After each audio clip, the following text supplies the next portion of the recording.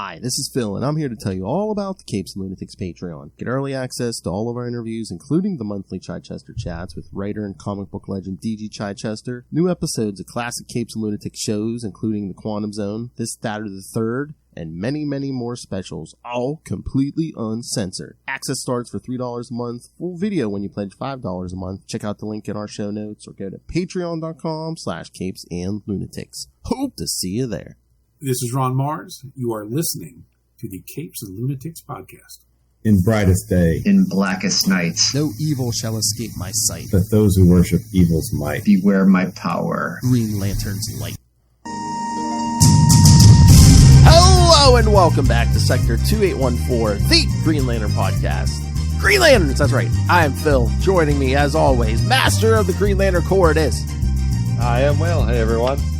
That's right. All right, kids. This time, all right, we'll change it up. We'll explain this here in a little bit. But tonight, we're going to do The Brave and the Bold, the first 6 issues, so the first arc, featuring many superstars in the DC universe, including our boy Hal Jordan.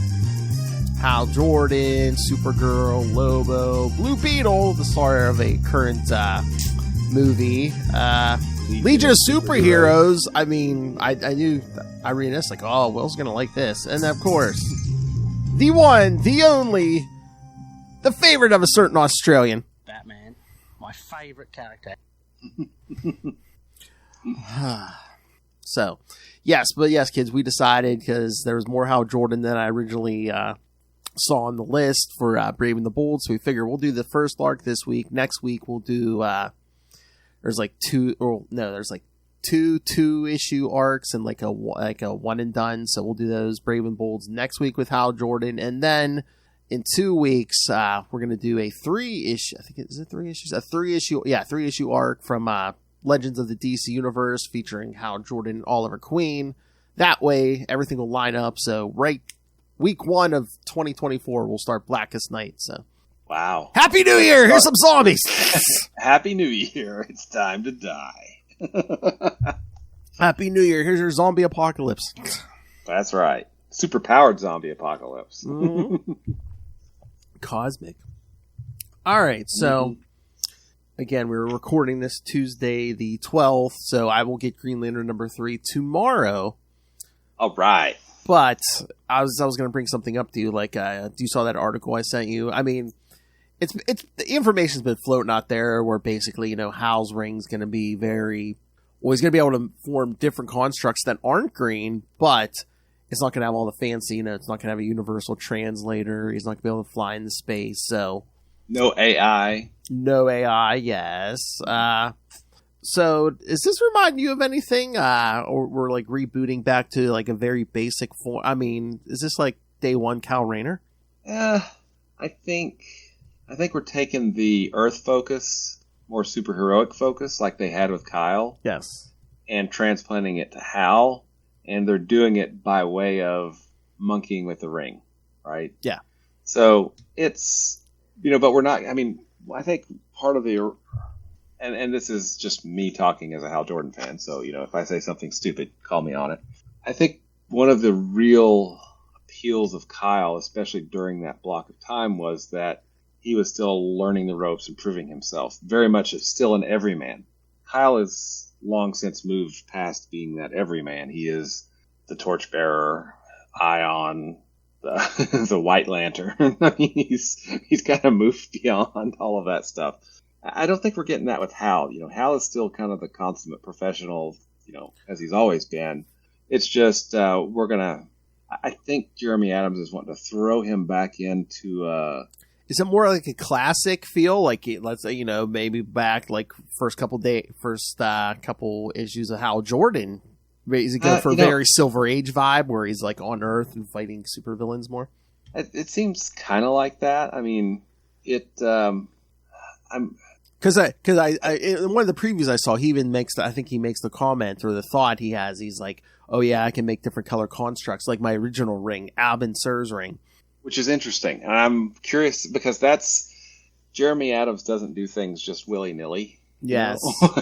He is very much a fan of continuity like we are. Mm-hmm. And I think he's definitely building towards something. And I'm willing to give him some time to do that. But I also, while I am willing to give him that time, I also want him to hurry up. The 2-month break in the middle of that. Ugh. Come on, DC. Come on. We should be up to issue 5 by now, okay? Not that the Night Terrors were bad issues. They were, of course, written by Jeremy Adams. Yes. It's just that it was a big chunk of stoppage of everything else that's been set up. And if you remember at the end of number 2, there might have been a little bit of a cliffhanger at the end of number 2, right? You know, Ring on the edge of the atmosphere failing and him falling to his certain death. I don't know. That's kind of a big cliffhanger, right? Yeah. Yeah, the Night Terrors, again, were good because Jeremy Adams also wrote those, but, I mean, basically the whole 2 issues took place on that plane. Exactly, yeah. And, you know, there's a really a great moment that I liked in that second Night Terrors issue. Although I do want to, if we can kind of veer and talk about that for a second, there's that great panel where, you know, the villain is monologuing and like, you know, wah ha ha, I'm gonna, you know, wait, why are you smiling? And Hal's like, you picked the wrong guy on the wrong planet. Which I thought was pretty awesome because overcoming fear is what Green Lanterns do, right? Yes. I did think the art was a little bit uneven in that issue, though. In places, it got a little bit more cartoony and a little bit blockier, I thought. But it was just, because there were multiple people doing the art on the issue, and it just didn't seem to flow really well to me. You know, not that any of the art was bad, it's just it was different in different chunks. So, but otherwise, they were enjoyable issues, but it was, we should be going here, and we're going to swerve here for 2 issues. So let's come back now, and you know, I guess it's down to a little bit of impatience on my part because we've been waiting for a Green Lantern book for a year since the Thorn run ended, right? And you know, I'm all for this back to basics approach, but I'm also wanting to see where it's building toward, and I feel like, you know, our patience is being tested sometimes. Well, and then what is it, like another month or 2? We'll be getting that John Stewart miniseries also, War Journal. Yep. Exactly. But yeah, I'm looking forward to number 3. So you can give me a thumbs up, thumbs down. I'm sure it'll be a thumbs up, but I'm looking forward to it. Very much so. We have to reach out at some point and see if this Jeremy Adams will come back on and talk some of these Green Lantern issues. We can certainly do that. I'll try. But hey, you know, we can't throw the schedule off. We've got to start Blackest Night on January. I know. No, that's fine. I mean, we can always make it a Capes and Lunatics episode. No, I'm just, All right. I know how to work the system. All right. Yeah. So should we get to these issues? There are 6 of them. There are 6 of them. Let's do it. And not a Guy Gardner in sight. Yeah, we did get a quick John Stewart, though. Yes, in the beginning of the issue, yes. Yeah. All right. Let me pull up the synopses here. All right, kids. So, yes, the first 6 issues. So, we'll start with The Brave and the Bold, Volume 3, number 1, from April 2007. The Lords of Luck, Part 1, Roulette. Writer, friend of the show, Mr. Mark Wade. Hi, this is Mark Wade, and you're listening to the Capes and Lunatics podcast. Penciler, the late great George Perez. Yes. Inker Bob Wyshek. Colorist Tom Smith. Letterer Rob Lee. And editor Joey Cavalieri. All right, hold on.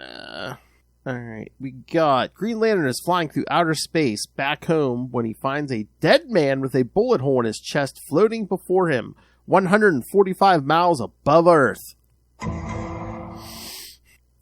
That's right, Law and Order, GLC. There we go.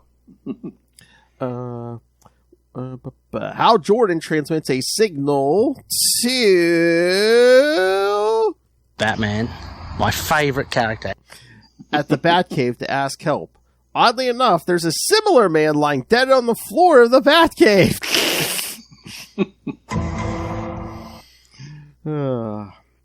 Hal flies to Gotham. In the Batcave, Batman explains 62 other corpses have been found all over Earth at locations associated with heroes. Because what was it? It was like Atlantis, the Flash Museum. So somebody's sending sending a message here, or a cry for help. Over the last half hour, adding to the mystery, whatever hurts one body hurts all of them. Batman deduces it's an alien life form and discards death by gunshot.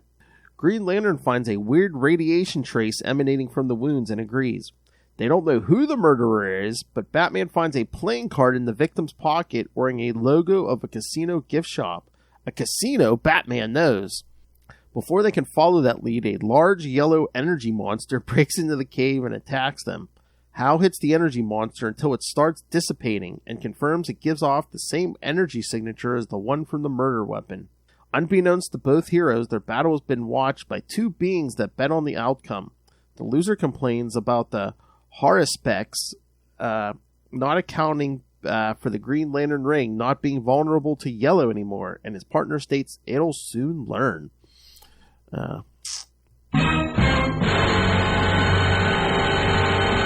Hal charges his ring up, and both men head to the Kismet Casino in Las Vegas.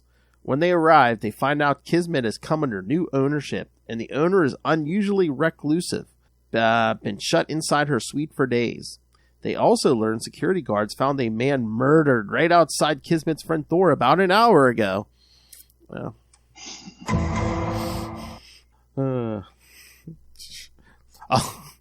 well, I know there's a gambling joke in there, but I don't know. Came up craps. Da-na-na-na-na. Later that night, Green Lantern and Batman break into the owner's suite. They find a picture of the victim hugging Roulette, and Bruce deduces she's Kismet's new owner. They're about to enter her office when the door bursts into flames and they see Roulette using Firebug's gauntlets to try to burn a floating book which she's terrified of. As Hal puts the fire out, Batman tries to calm Roulette down. Roulette babbles she's trying and failing to destroy that book as she promised Drake. Drake was hired by some aliens to steal that book, but he refused to hand it over when he realized what it was. He wanted to warn the heroes using his body replicating ability to reach all of them at once, but he was killed before he could find help, and Roulette fears they'll murder her now. Suddenly, the pair of aliens who were spying on Batman and Green Lantern earlier teleport into Roulette's office. As Green Lantern engages one of them outside, Batman fights his partner in the burning office. Batman's adversary identifies himself as Atom and his partner Neferto, two Venturans who came to Earth chasing after Drake. Atom forces Batman to choose between keep fighting or saving Roulette. When Batman chooses the latter, Atom makes off with the book.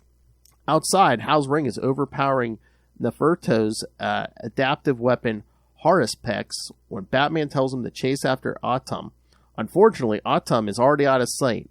Batman tells him the alien is heading for Ventura, and Hal answers they'll need a backup, and Neferto is already halfway to Arizona. Before Batman leaves, a very disturbed and panicked Roulette warns that the book is the Book of Souls, which grants its owner ultimate knowledge and power. Book of Souls or Book of Destiny? I thought it was Book of Destiny. That's what I thought. I thought it was the Book of Destiny, but yeah, I mean, this stupid summary says the Book of Souls, but yeah, I'm pretty sure you're right. I'm pretty sure it's the Book of Destiny. Because I was like, that doesn't make sense. Wait. I don't know. All right, so thoughts.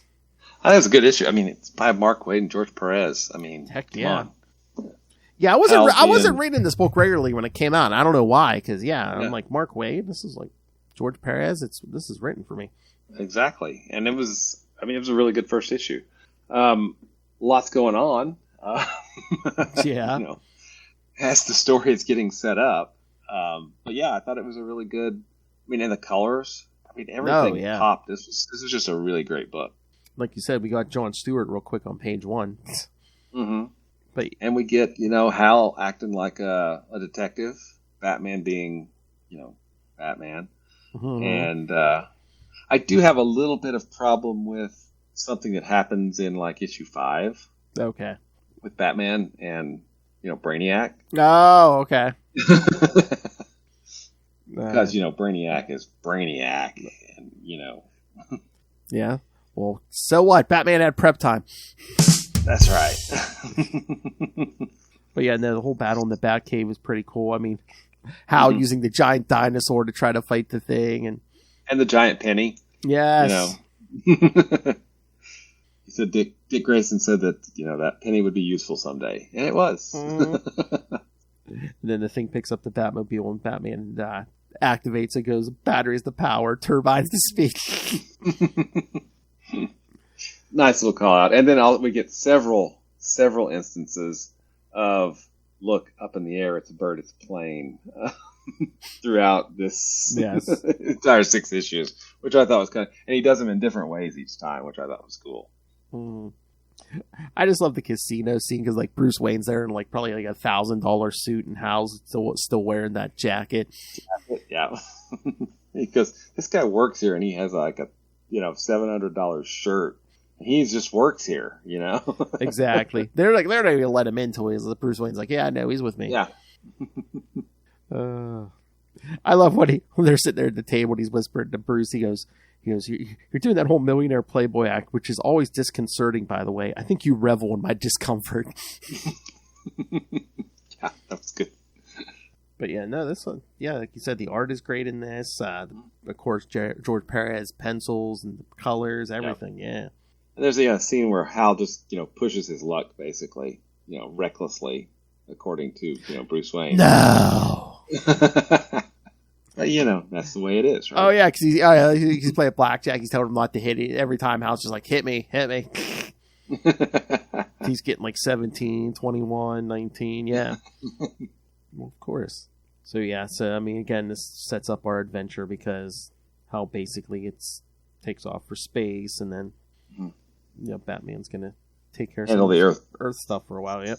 Mm-hmm. I love when Hal was like, aliens. It's more my kind of thing, and Batman's like, murder is murder. That's right. Doesn't matter. Not on my watch. Exactly. So yeah, no, I thought it was a good start. Yeah, me too. See, I almost feel like we got cheated. I think I mean, there's still time to do some, but it's like we need some more Mark Waid Hal Jordan stories, or at least Mark Waid Green Lantern something. Yeah, I think so too. I mean, that would have been. That would have been a good, a good. That could have happened during the year that they were taking a break, right? Have Mark Waid do a year-long series. But I mean, he gets the the characters he writes. He gets the core of them and gets to the core pretty quickly. I mean, he's just a really, really good writer. And he knows his history, his comic history too. Exactly. Yeah. But he doesn't always, he's not always necessarily bound by it. He uses it. Oh, yeah, I know, but uses it when it works, and then, either explains it away or just doesn't mention it when it doesn't need to be mentioned, right? I mean, if not continuity is yeah, continuity as a tool, not as shackles, right? Yeah, and again, if nothing else, he's like, let's cover some new territory. I know where this character's been before. Yeah, exactly. Mm-hmm. All right, should we get to the next one? You bet. Fire away. All right, kids. Hal's gonna have to face his greatest weakness. All right. Blonde alien females in skirts. Young blonde alien females in skirts. I try to forget some of those stories. At least he wasn't trying to age up this one. Yeah. All right, The Brave and the Bold, number 2, May 2007. The Lords of Luck, part 2, Ventura. Same team. Green Lantern and Supergirl fly to the gambling world of Ventura in search of the book. It's still saying Book of Souls, so. Yeah, it's the Book of Destiny. The Destiny, yeah, that's right. Mm-hmm. During the travel, Kara constantly makes jokes or complains about her cousin, lecturing her on responsibility, or babbles about how thrilling it is going on a space adventure with a Green Lantern, and Hal constantly reminds himself she's still 17.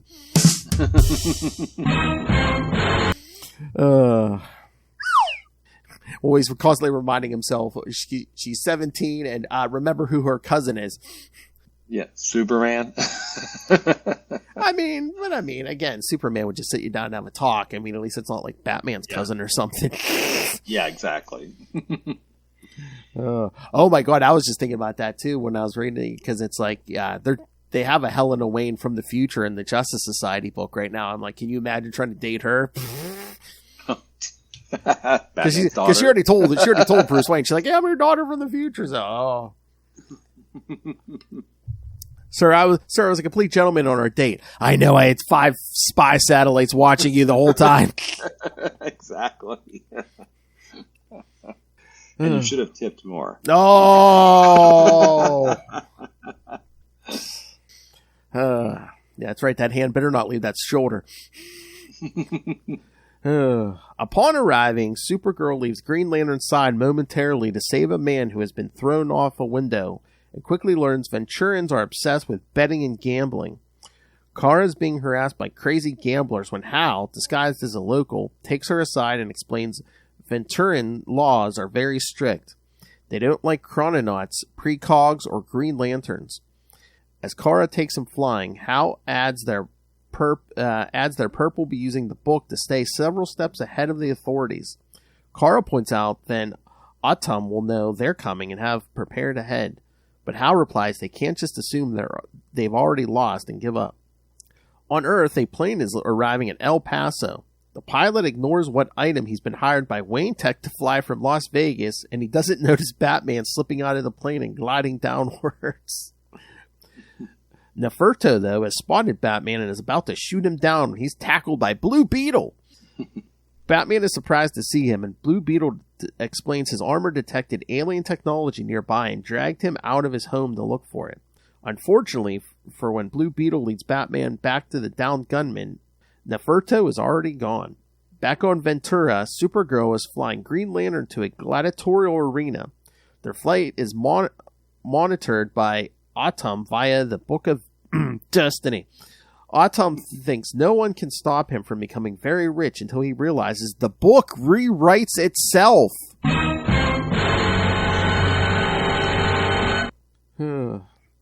Once they're sitting in the... That can't be good. No. Once they're sitting in the bleachers of the combat arena, as Kara scans the area with her X-ray vision, Hal explains Autumn will want to score big and fast before he's caught, and this is the best place for it.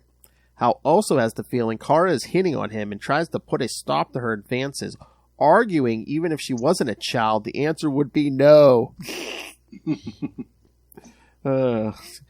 She should have been like, that's not what I hear. Kara looks downright heartbroken, and Hal tries to explain he, together with everyone else in the universe, is terrified of what her cousin will do if he breaks her heart. And maybe she should ditch her red and blue costume if she intends to not be threatening. Supergirl says nothing and flies away.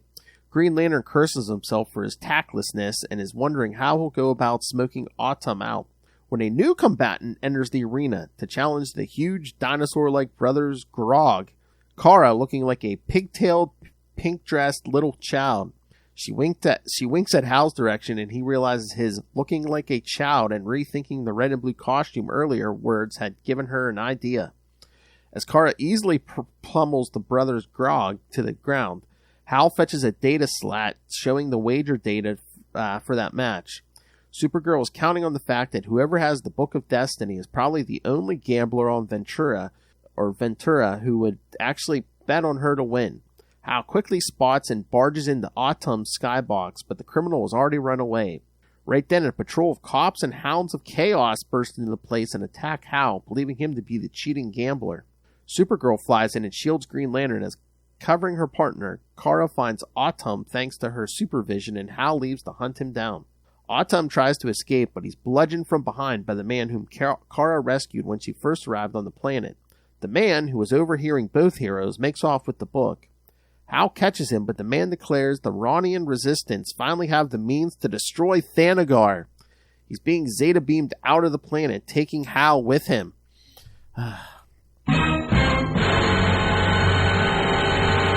that whole mess is still going on, the whole Ron Thanagarian war. Supergirl tries to grab hold of Hal, but she's too late. Both Hal and the Ronnian are teleported away, leaving Supergirl stranded on Ventura. Kara doesn't know how to reach Ron or go back to Earth, and since her disguise has been shredded, showing her costume underneath, everyone in the stadium knows she's a Kryptonian now and looks very mad.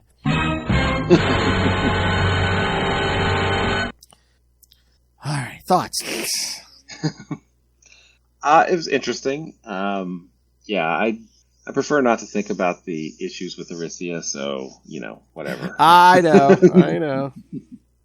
They are extraordinarily problematic. The two spore spots in we have for Will is Parallax and Arisia, yes. Yeah. But, it was a really good issue, too. I mean, we find out that, Kara is very much a teenager. I mean, when she's talking to Hal at the beginning, just, he can't get away, you don't seem to talk much because, she's doing all the talking at that point.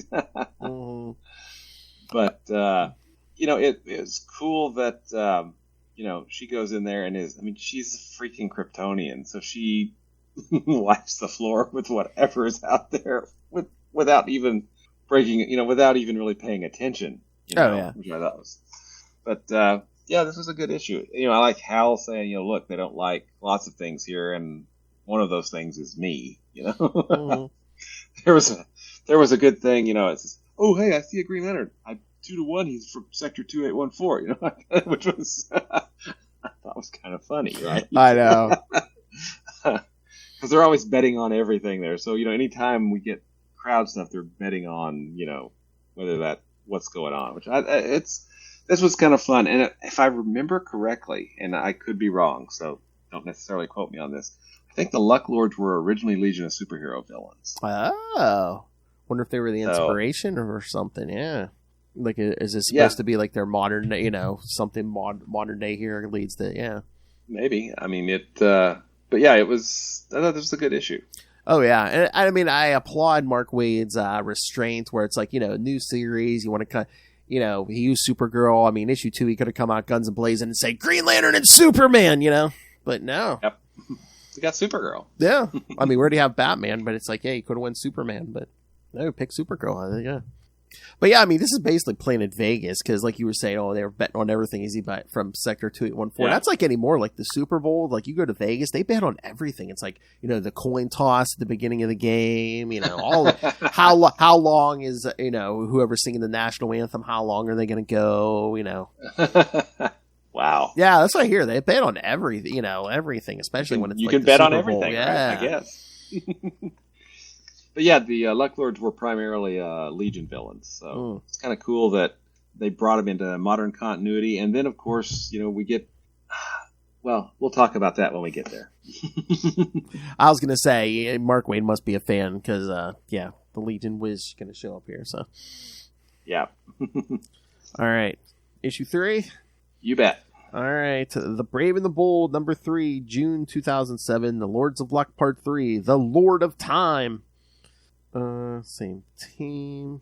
In the desert of El Paso, Batman and Blue Beetle are being battered by a localized blizzard created by Neferto. Blue Beetle panics when he loses sight of Batman, so he flies up and blasts down. Jamie manages to stop the blizzard, but sets off an avalanche. Batman gets buried, but his frequent battles with Mr. Freeze have taught him to bring an ice melting device along every time. As Jamie's armor helps heat his body up, Batman warms him Neferto will be ready for him the next time. Blue Beetle still wants to help Batman hunt him down. Unfortunately, Blue Beetle's armor can't track him anymore, and he's worried about Batman getting angry at him despite Batman's efforts to calm him down. Batman decides to fall back on his favorite tactic, finding a crook and beating answers out of him. You go with what works, right? Exactly. The old standards always work. That's why Ray loves him. Batman, my favorite character.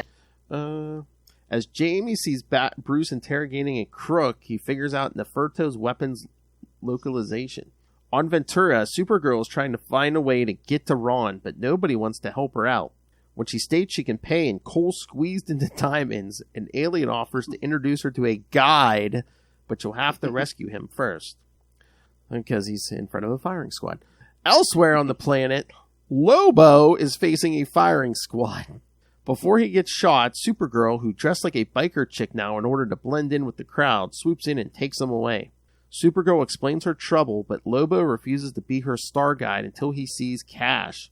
Kara shows she's Superman's relative to get him to trust her, but being a Kryptonian hero also means she needs to know beforehand what he was being executed for before making a deal.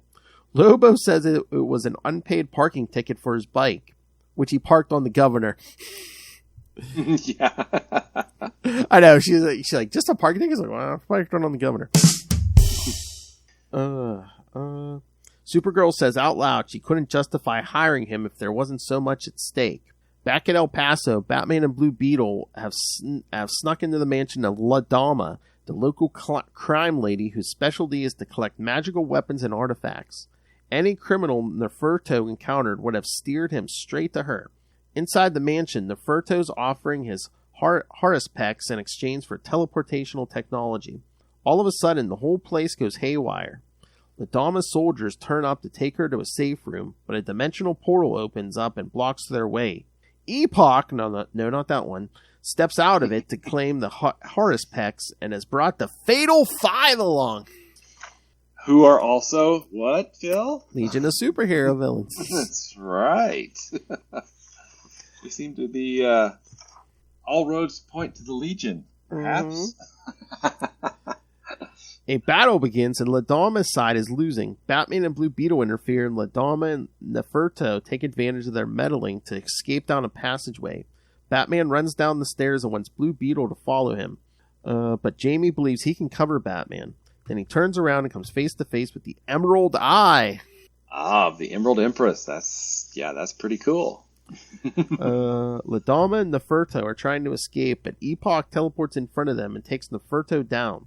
Straight after, Batman shows up and puts him out of commission. La Dama grabs the Harispex during the brawl, but she doesn't want to kill Batman. She knows she'd lose her anonymity. Their stalemate is interrupted when Blue Beetle and the Fatal Five fight their way to the place.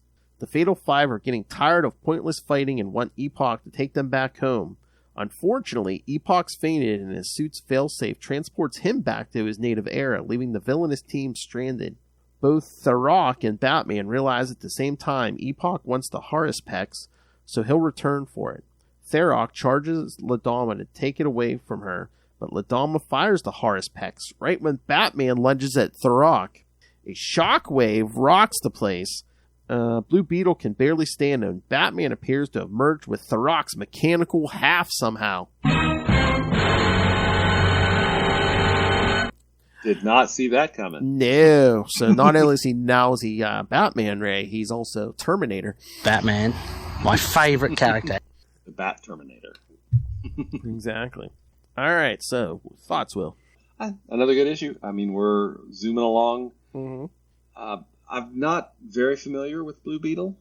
Yeah, the newer version I'm not terribly familiar with, but we know he first appeared in Infinite Crisis. That Yes. was one of the books that we covered when we were covering Infinite Crisis. So yeah, I was gonna say 2007. At this point, he's only been around for like a year, maybe, if that. Yeah. Yeah, which is interesting. I mean, he, from what I understand, and I'm not 100% sure of this. There's some kind of enmity between the armor and Green Lanterns, right? Or the Green Lantern rings. Maybe. I'm trying to remember. Is it afraid of that? Yeah, or like the ring was maybe afraid of the armor or something, which I thought was kind of weird. weird. Maybe, because I mean I know like the scarab that like creates that armor. It's basically like a doomsday weapon, like some kind of alien doomsday weapon. Yeah. So I don't know if they still do that, but I know early on, like I think like he had to tell it's like don't kill, you know. Because like even like when he first gets it in the movie, it's like no lethal force. Cool. Yeah, I thought this was a pretty good issue. Mm-hmm. Fatal Five was kind of a wait a minute, what? Fatal Five are here? I know, you're like, wait, we're in the present, right? Yeah, really good issue. I mean, art's great, and story's great. No complaints at all. And I do have one complaint. No Hal Jordan. No, Lobo should not be living free in the DC universe. He killed his entire home planet, okay? Yeah, I know. And that Superman would not be chill with that. Supergirl would not. None of the heroes should be chill with that, right? So I'm not I get it. He's Lobo, and because he's sold, but I don't. Again, comic book, comic book logic and stuff. It's like, why does anyone in the Marvel universe let Frank Castle run around?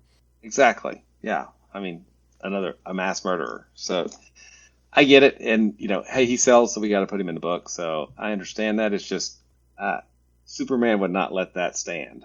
Batman would not let that stand. Wait, this guy he committed genocide against his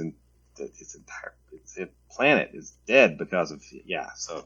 Not to get too far off. That's my only complaint. Not to get too far off the beaten track, but you did remind me. I saw something a couple of days ago on, I think it was on Facebook. It reminded me of you because I think it's a panel from the Captain America annual, whichever one it was when he fights Wolverine. And I think it's I think it's like towards the end that it reminded me. He's basically telling Wolverine because Wolverine wasn't following orders or whatever. He's basically like, you better hope the X-Men never kick you out. He's like, because you'll never be an Avenger. I'm like,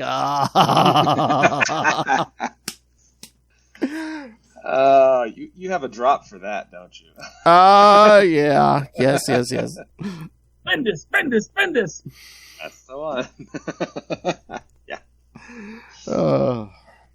That's what people were talking about it, like commenting, and they're like, well, yeah, remember when the Avengers would they were ready to court martial you if you you didn't answer a distress call, and then they're like, remember Hawkeye would be like, oh yeah, Avengers aren't murderers and stuff, and then it's like, yeah, oh, let's put Wolverine on the team. Spend this.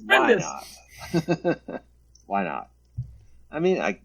Ultimately, I guess it sold. It wasn't necessarily marketed to me, so I understand that. But it was other people loved it. Yeah. Hey, more power to them. But it was certainly not for me. Again, I guess they were trying to reach a wider audience because that's what I was just thinking here too. It's like maybe that's the reason they did use Supergirl instead of Superman, and why Blue Beetle's here. Maybe so trying to drum up some interest in their books. Yep. And, that's probably why Lobo's there too, because he did and does sell books apparently. So there you go. Well, I think in the 90s, but I don't know. Yeah. Well, this was 16 years ago. I don't know. Good point. But yeah, I'm not a Lobo fan. There you go. That's my problem. All right. You ready for number 4? You bet. Fire away. All right. The Brave and the Bold, number 4, August 2007. The Lords of Luck, Chapter 4, The Garden of Destiny. Same team. Batman has somehow been merged with Tharok by the Haruspucks. Tharok wants to hurt Ladama, despite Batman trying to hold him back. Blue Beetle slams Tharok into a wall and gets his armor to analyze the Gestalt, but the Scarab answers, both beings are fully present. The Fatal Five choose that time to attack. They want the Haruspucks, so their employer returns for them. Upon seeing Batman has merged with Tharok, they joke about burning him out or cutting him off. However, Batman hacks into Tharok's mind control upon, was it Validus? Yeah, Validus. And makes the giant blast his own teammates down. Still, Tharok is wresting control back from him. Before it happens, Blue Beetle takes the Haruspucks from Ladama and scans it uselessly. Suddenly, Batman pries the Haruspucks from Jaime and shoots himself. Batman and the Fatal Five disappear in a flash of light. Meanwhile, Supergirl is arm wrestling Lobo in a Venturan bar. She's angry because she hired Lobo to take her to Ron, and Lobo is doing nothing but screwing around and stopping by every bar he finds. Her patience is expended when a patron hits on her. After slamming the huge alien into a wall, Supergirl says it's time to leave. Supergirl and Lobo walk out and suddenly find themselves trapped in a hedge maze inside where space gets distorted. Kara tries to see through the hedge in front of her and looks at the back of her own head. She flies towards the sky and bursts out of the ground. Kara gets mad and throws a fit. Lobo, who isn't happier than her due to the complete absence of booze, decides to use his universe-famous tracking power to find whoever stuck them there. They emerge out of the hand-shaped labyrinth and happen upon Destiny of the Endless. Lobo tries to stab right away, but his attack is, of course, useless. Supergirl moves him aside to tell Destiny she's searching for his book and asks why he lost it. Destiny explained he's been the Book of Destiny's guardian since the dawn of time. While leafing through the pages, he found four figures who shouldn't be there. 4, you say, Phil? 4? Unknown figures, Will. Their presence was rewriting pages sporadically, warping reality and corrupting Destiny. Destiny got desperate and thought the same ones who were destroying the book could repair it, so she took steps to place the book in their possession. He doesn't recall how they were supposed to fix it because it was a desperate gambit. Unfortunately, the Luck Lords, who have coveted the book for millennia, have a chance to steal it now. They manipulated 2 Venturan gamblers into stealing the book and enlisting a thief who betrayed them and was executed with the Harispex, a weapon powered by the Lord's sorcery. Supergirl says she'll recover the book if she can make it to Ron. Destiny informs her it's not sufficient. Time is splintering even now. They must deliver the book to its intended recipients. Destiny doesn't remember who they are, but he remembers Batman and Green Lantern will know. Satisfied, Supergirl decides it's time to go back on the road, but Lobo's nowhere to be seen. She's still wondering where he wandered to when Lobo rides through the edge, having just found his bike. Supergirl gets mad when he calls her Toots and Blondie for the umpteenth time, and nauseated when he hits on her. Well, he has no problem with hitting on a 17-year-old, I guess. Destiny opens up a portal, and before stepping through it, Supergirl asks if anybody can open the book up and read its contents. Destiny answers yes, if it's their desire. On their ride to Ron, Lobo abruptly tells her she'll grow up just fine, so she doesn't need to read the book because it's dangerous peeking at the future. Supergirl states it'd be nice to know if more Kryptonians survived. That's all. Lobo jokes it takes more than being a sole survivor to make someone as cool as him. Supergirl is surprised because everyone told her he was a complete bastich. Lobo grumbles everyone was right. Supergirl and Lobo finally make it to Ron. Kara believes Lobo will help out, but he announces his job is done and he wants his payment. Angrily, Supergirl says his payment was letting her win, was her letting him win instead of humiliating him in a bar full of spectators. Supergirl enters Ron's atmosphere and heads towards the nearest city, wondering how she'll locate Green Lantern when she's attacked by Ronian soldiers. Wondering what she's wandered into, Kara x-rays the city and finds Hal Jordan and Adam Strange fighting Thanagarian soldiers back to back. Supergirl heads towards them, pondering that whole mess has happened because one guy couldn't hold on to a book, which has been his only job since the beginning of time. He had one job. Exactly. Somewhere else, Batman comes around and finds he and the Fatal Five have been locked in by the Legion of Superheroes.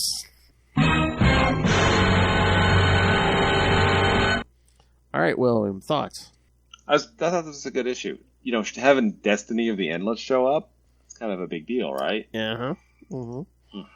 And, you know, playing with space, you know, Supergirl sees the back of her own head, you know, so it's like a localized weird reality. She flies up and ends up coming from below. I mean, that's fun to play with. And, yeah, I thought it was a good issue. Again, it's Mark Waid and it's George Perez. I mean, come on. It's hard to get better than that. Exactly. And I didn't even know this. Yeah, they said that they did this was collected, so this... Yeah, probably in a trade paperback, maybe even a hardcover, because there was a time when DC would do a hardcover first and then wait several months and then do the trade. I don't know what they do now. But... Yeah, it's saying The Brave and the Bold, The Lords of Luck hardcover collection. So, yeah, they did hardcover this. Oh, cool. Well, yeah, George Perez. Why not? Exactly. All right. Should we get to the next one? You bet. All right. Number 5. Of course, we'll once get there. Legion of Superheroes. All right. The Brave and the Bold, number 5, September 2007. The Lords of Luck, Part 5. The Batman of Tomorrow. Who, Phil? Batman. Who's tomorrow? My favorite character. Into the Dark Knight. All to do with Batman.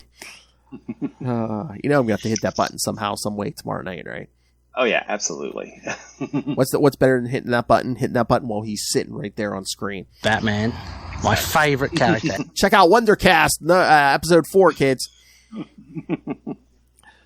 In the 31st century, Brainiac 5 is working to split Batman and Tharok, as explaining the former, they're the Legion of Superheroes and he's in the 31st century, but they've not developed time travel, so unfortunately he's stuck there. Several Legionaries are thrilled to meet Batman, but he's wary. Batman reflects on the events leading to his extra-temporal banishment as the Legion examines the Horuspex and himself. Brainiac determines that the Horuspex has created chronal anomalies within Batman's cellular structure. As long as he remains where he is, temporal rifts will begin to form. Right then, 2 rifts open, letting a group of intelligence and a swarm of Rimboran razors pour in. The Legion, aided by Batman, destroys all of them, but the trouble persists. As long as Batman remains in the Legion's era, more and more rifts will open. Batman tells them to use the Horuspex on him, but it'll not work. Batman is worried and fed up with Brainy's condescending attitude, so he hits him. Well, we said that's the Batman playbook. That is definitely the Batman playbook. Picks up the Horuspex, steals Brainiac 5's flight ring, and makes his escape. Meanwhile, on Ron, Supergirl rescues Green Lantern and Adam Strange from a squad of Thanagarian soldiers. Kara flies them away as she's asking why they're being attacked by Hawkmen. Hal asks why she's flying at Mach 80 and climbing, even though they're out of danger. As she's braking, Supergirl slams herself and her partners into the side of a mountain. Fortunately, Hal had time enough to form a bubble shield. Supergirl wonders why her body feels strange, but in a good way, and Adam tells her it's because they're in a trinary star system. Supergirl is soaking up nearly triple the amount of solar radiation she receives on Earth. Kara inquires about the Book of Destiny. The trio flies off, and Hal explains upon her arriving on Ron, he recalled the guy who stole the book mentioned something about a Ronian underground, so he figured he could check on his old friend Adam Strange. Adam reminds him Ron is embroiled in a planetary civil war. The planet was overrun by displaced Thanagarians, the Hawks, and each side is fighting for global control. The Hawks were winning, but since the Ronian partisans acquired the book, the balance of power is shifting. Strange escorts them to a group of ruins under the control of General Mondath, the guy who stole the book, back on Ventura, and is now the leader of the Ronian forces. Mondath knows they've come for the book, but he doesn't want to hand it over. They're beating the Thanagarians back because he was lucky enough to find it. Supergirl protests he wasn't lucky, he found that book thanks to the Luck Lords. They have to get it back before the Lords scoop it up, because then time and space will be doomed. Mondath replies, it's too late. The Luck Lords are already there. Back in the 31st century, the Legion mobilizes and begins tracking down Batman, but he manages to stay one step ahead. Batman leads several... Bless you. Excuse me, sorry. That's all right. Batman leads several of them into the slums where Phantom Girl finds the Horuspex lying on the ground before finding Batman. Phantom Girl was aiming at him when another rift opens up and Dream Girl steps out from a time when she was still alive. Phantom Girl is broken. If she sends Batman back, the time rifts will stop popping up, but her friend will be pulled back too. The remaining Legionaries are heading into the sewers, but are stopped by Saturn Girl. She's just read Batman's mind and realizing what he's trying to do. Brainiac also realizes the Horuspex will only fire when its target is perceived as a threat. Goaded by Dream Girl's words, Phantom Girl is about to fire when suddenly a gnarly limb appears behind her. There's a blinding flash of blue light and Batman and Phantom Girl disappear. When they open their eyes, Bruce and Tinya see one of the Luck Lords standing over them, holding the Book of Destiny and the Horuspex. The Luck Lord states their plans, put in motion 10 centuries ago, have come to fruition. They rule the cosmos now, and there's nothing anyone can do to stop them.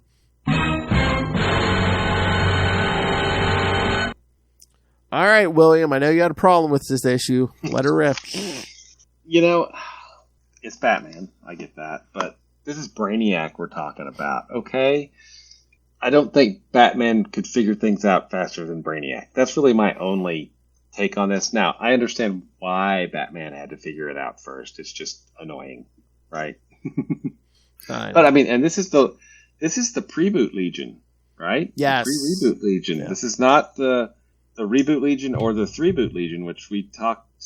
I think we talked about both of those a little bit. We mainly read the reboot Legion stuff, but we did mention the reboot Legion, which is also by Mark Waid, right? I believe so. And I think Barry Kitson, I think, was the artist on that, maybe. I think so. Yeah, it's nice to see. This is the classic Legion, so it's kind of cool to see them, especially drawn by George Perez. Holy crap, right? That's awesome. Exactly. But yeah, this is a pretty good issue. We got the cliffhanger. Now we got to bring it home with issue 6, right? Exactly. And again, we get the note. Yes, this takes place before Justice League of America: The Lightning Saga. Gotcha. All right. So yeah, let's wrap this up. So Brave and the Bold. I'm just gonna find the link. Here we go. Brave and the Bold, number 6, from October 2007. The Lords of Luck, Part 6. The Girl Who Knew Too Much. In the 30th century. It says the 30th century, but I think they mean the 31st. The Luck Lords have devastated Earth, slaughtered most members of the Legion of Superheroes, and captured Batman and the last living Legionaries. 1,000 years ago, they engineered events so the Ronians chanced upon the Book of Destiny to counteract the Thanagarian Absorbiscon, so deliberately extending the Ron-Thanagar War 1,000 years past its natural end. Both sides developed unimaginable weapons during that period, which the Luck Lords have now harvested. One of those weapons is a device with which the Lords look to rewrite time from the beginning. Batman and the 2 surviving Legionaries point out the Lords deliberately prevented Batman from returning to his time, meaning they're afraid Batman can still do or say something that unravels their plans. A Lord crushes Brainiac 5's head to a pulp and states there's nothing he can do. They were on Ron 10 centuries ago and remember what happened.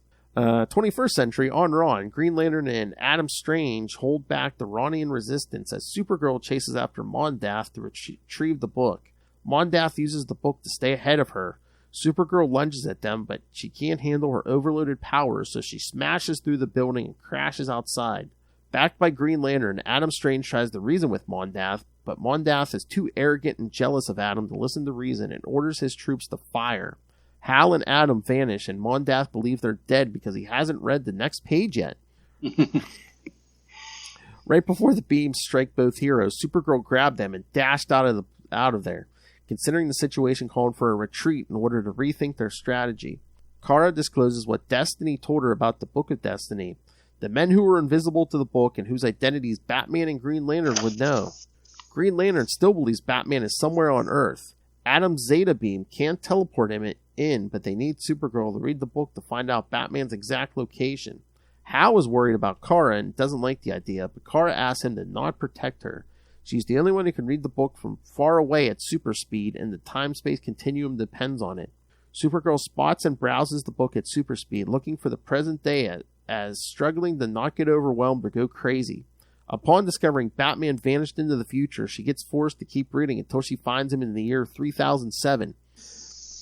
Now they only need a Zeta Beam that they can teleport people through the time stream. In the 31st century, the Lords of Luck are about to execute Batman. Batman ignores his taunts and asks them to spare Invisible Kid. The Lords ignore him, but before they can kill him, Batman is whisked away from the future by a green Zeta Beam. Batman lands on present-day Ron. Hal powered Adam's beam up with his ring's energy and his own willpower. As Hal tells Bruce everything, Adam goes to see Supergirl. Kara is standing still on a ceiling, dazed and disturbed after seeing her death, her cousins, and his adoptive parents. Adam is trying to make her snap out of it when Hal shows up and rings up a hologram. Batman has deduced the identities of the men they're looking for, and Kara confirms they weren't anywhere in the book. Batman and Adam are preparing to Zeta Beam them when Mondath's troops barge into the tower. Green Lantern and Supergirl battle the Ronian army while their 2 partners finish inputting the coordinates of 4 men who cheated death several years ago and now live on borrowed time. Unafraid of anything. The Challengers of the Unknown!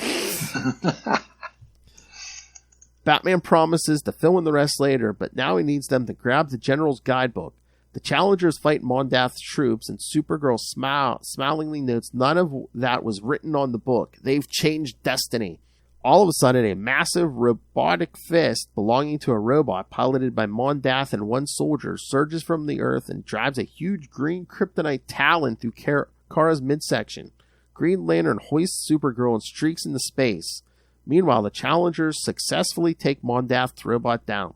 Hal leaves Kara floating near the three suns, hoping the extra influx of sunlight will save her life. It flies back to the battle. Green Lantern points out they haven't yet seen the Luck Lords resurface. They must be hiding and waiting for their chance to get the book. The Challengers are driving the Ron army back, and Mondath runs away, but he's found by the Challengers, who retrieve the book while berating him for being unable to adapt when his strategy fails. The Lords show up to take the book away from the Challengers, but Adam Strange Zeta beams Mondath and the Luck Lords to Oa, where they'll remain energized in perpetual orbit until the Guardians can pull Mondath free to judge him. Batman notes they've won, and Adam checks the book to confirm the 31st century is also saved. Adam Strange hands over the book to the Challengers. He knows now, like, the war with Thanagar will end and the book won't help. He asks them to find out what they're supposed to do with it and be careful. In the meantime, Batman and Green Lantern are overseeing Supergirl's healing. She's conscious and recovering, but slightly dazed, and she's forgotten what she learned from the future. The group says goodbye to Adam Strange and are teleported back home. Thoughts? Nice into the arc. Yes. And again, there were so many threads in here, so many characters. I mean, again, this could have gone horribly wrong on the writing side or the art side. And of course, again, Mark Waid, George Perez. Yeah, it's executed flawlessly. Yep, absolutely. And I'm curious, I assume Mark Waid kept writing this for a while, if the Challengers were kind of an ongoing subplot in the book. So I'm kind of want to read some more of it just to see what happens. Mm-hmm. Oh yeah, because that's what I said. I wasn't reading this book. I'm gonna keep reading some of these issues because I guess Mark Waid's on here. I was looking in the app. I think he's on here till at least issue 15 or 16. So. Oh wow. Yeah. Cool. Yeah, I'll have to catch up and read some of them as well. I mean, I do know that I've enjoyed certainly his World's Finest. Oh yeah. Which is pretty awesome when you think about it. Not only did he write, classically. And I'm going to say pre-Crisis, Brave and the Bold was the Batman team-up book. World's Finest was the Superman team-up book. He's written Brave and the Bold, now he's writing World's Finest. So, which is the Batman-Superman team-up book. So yeah, that's pretty awesome. And again, I'm sure he enjoys that because again, he's a fan of all this history. So, Yep, absolutely. But yeah, I thought this was a great use of all of those characters. And just a good fun story. I mean, it gets crazy, but it never gets bad crazy. It's all kind of a good crazy. Yeah, no, it's like it's not at any point you're not like, what's going on? You know what's going on. Yeah. Mm-hmm. I mean, we get the Legion of Superheroes pre-Zero Hour Legion of Superheroes. We get, the Fatal Five. We get Luck Lords. We get Supergirl. Green Lantern. I mean, we get the Challengers of the Unknown, the classic Challengers of the Unknown, right? Mm-hmm. So yeah, this is a pretty awesome little arc, and it does make me want to read more just to see what happens, in the story. Mm-hmm. Oh yeah. But yeah, like I said, Mark Waid, just big. He knows his history and stuff. I think they said back in the day, the only person who could touch Mark Waid in his comic trivia was Mark Grunwald. Yep, exactly. And we of course both we love Mark Grunwald because we love Marvel's Quasar, which was kind of Mark Grunwald's baby, right? Mm-hmm. Oh yeah, I mean he didn't create the character, but yeah, he made it his own. Yeah. Yeah, definitely. Yeah, kids, we used to do a Quasar podcast. What about our Quasar podcast, The Quantum Zone? Listen to that young Will Allred. What about our Quasar podcast, The Quantum Zone? Yeah, that ran. We did 152 episodes of that. Yeah, something like that. Yeah, the easiest way you can find 3 years. The easiest way you can find the kids, go to the YouTube channel, and yes, there's a Quantum Zone playlist, so you can just scroll right down. Yep, and it was. And we've gone back and revisited the Quantum Zone, a couple of times now, right? Yep, there's always, of late there hasn't been any Quasar appearances to talk about, but, whatever. I know the other day, Justin was asking me about Quasar, and I was trying to explain that Guardians of the Galaxy stuff. I'm like, yeah, he's swapping out with Avril, and Al Ewing really didn't get a chance to explain that, so Well, yeah, what happened? we still don't know what's going on. Yeah, no. Unfortunately. But, hey, his time will come again. It'll be all right. Yep. All right, William, anything else on these? Nope, I'm glad you suggested these. These were some fun issues. Oh, yeah, because even I was like, oh, yeah, and I'm like, I think the full arc is, we got to do the full arc, and 2, it's good anyway, so. Yeah, absolutely. All right, but like I said, next time, we're going to do more Brave and the Bold, not Mark Waid, but a few different writers. Brave and the Bold 19 through 22, and then number 30, so I think it's Phantom Stranger, Green Arrow, and Dr. Fate is in the one-shot, so. Cool. Because I believe Justin might either join us or send in feedback because he is a big Dr. Fate fan. So, oh, cool. Yeah. And then, like I said, in 2 weeks, we're going to cover Legends of the DC Universe, another flashback. It's a flashback series, so we'll get some early days of Hal Jordan and Oliver Queen. So, Yep. Good stuff. Yep. And then after that, we'll get back to where we were at. We'll get back to after the Sinestro Corps War. Letting it soak in. It's a big deal. Oh, yes. And again, January, day one, we're going to be Blackest Night kids. 13 weeks of Blackest Night kids. It's gonna be another. It's gonna be another season of the Blackest Night. One whole season, 3 months worth. Pretty much, it's gonna take us to the spring. Pretty much, I was gonna say that's another Operation Galactic Storm, man. Yep, that was a big one too. Of course, we were doing read-throughs of those. So yeah, we only did one a week. Yeah, so this is gonna be a few a week. Sorry. All right, kids. So, send us your thoughts on all of this or this arc, The Lord's Luck. Email us, capesandlunatics@gmail.com or call the voicemail 614-382-2737. That's 614-38-CAPES. And remember, you can find all things Capes and Lunatics, episodes, social media, merchandise, link to the Patreon. Once again, you can find all of Hellfire's drunken thoughts on Heroes Reborn from Marvel. This month's episode, Tyler and I did a review of the 1999 movie Mystery Men. Remember that one? Yes, I'd forgotten Paul Rubens as the spleen. I'd kind of forgotten about it. So. All right, so find it all at tubespace.io/Capes and Lunatics Podcast Network. That's tubespace.io/Capes and Lunatics Podcast Network. All right, now for this Mr. Will Allred, master of the Green Lantern Corps, master of the Quantum Zone, master of his own Kickstarter comics, master of podcasting. Where can people get a hold of you? You can find me at Walred at Gmail or Twitter. I refuse to call it X. Oh, God, that's so annoying. And Facebook and probably Blue Sky and several other places that I probably forgot that I set up at this point. But if you'd like to check out the comics that I write, you can do that at you can check out Crossover Division at crossoverdivision.com. You can also check out Diary of Night at diaryofnight.com.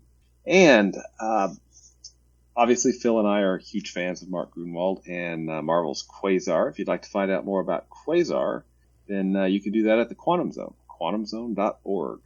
5 inches, maybe? I hope it's going somewhere nice.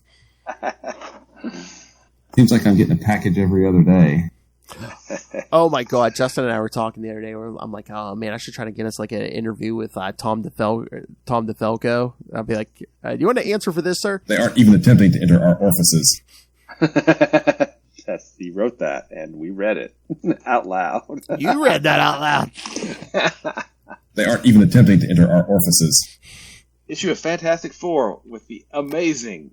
Sorry, I can't do that with a straight face. With the Star Blast crossover. Amazing! Star Blast, yeah.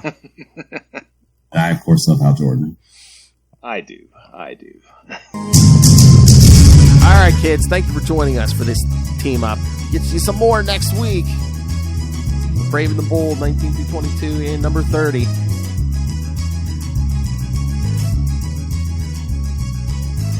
Again, I think it's like a two issues in one, so. Cool. Couple shorter stories.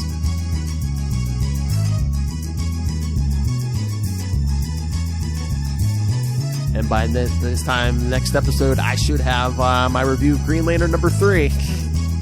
Awesome. I'm looking forward to hearing about it. Like, it was great.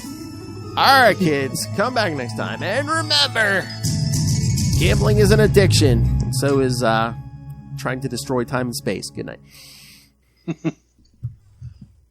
Don't press your luck. Oh! The price is wrong.